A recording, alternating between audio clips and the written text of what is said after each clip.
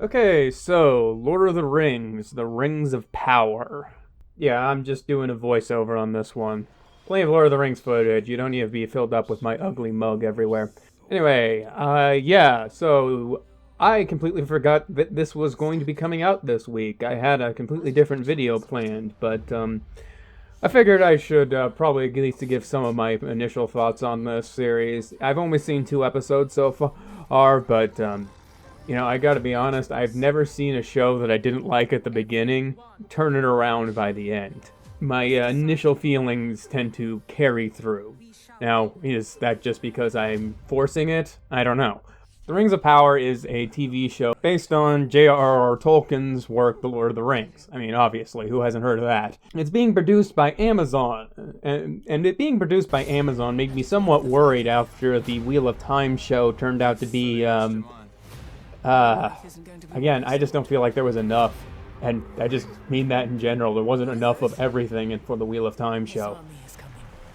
And that had me somewhat worried about the Rings of Power. Now, having said that, I will say that this show looks a lot better than the Wheel of Time.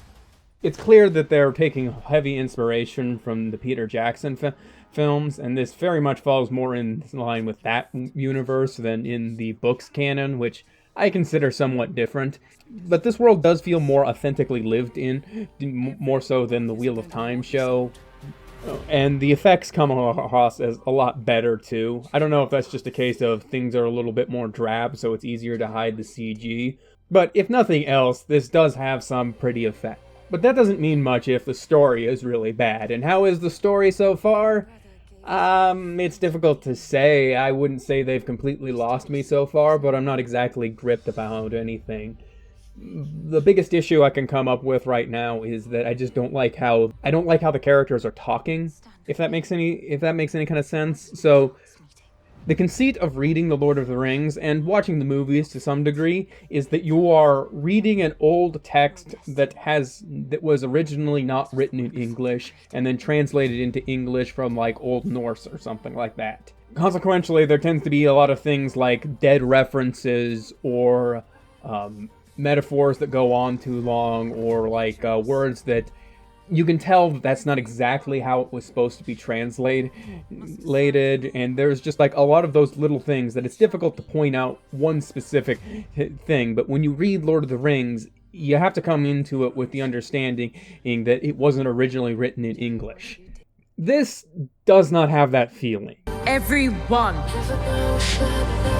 must decide who we shall be. Who is she?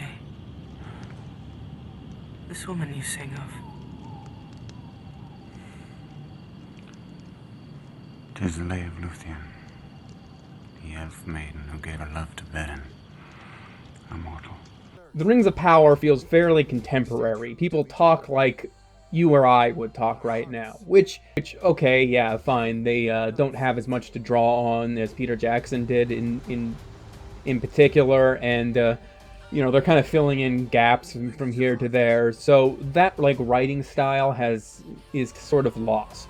Having said all of that, so far I have been narratively transported by the story. That could possibly change, but it's not doing anything real bad that I don't see any other shows that are trying to introduce a huge cast of characters initially doing. It feels like there's some disconnect between the characters, but some of that's probably just because these are setting up for longer stories, and we haven't really made it that far yet. Having said that, I'm not blind, and I do know that there was some controversy about this series because of the added elements of diversity. All I'm going to say about that is that my attitude is I generally don't care when you switch the race or even the sex of a character as long as it doesn't affect the character.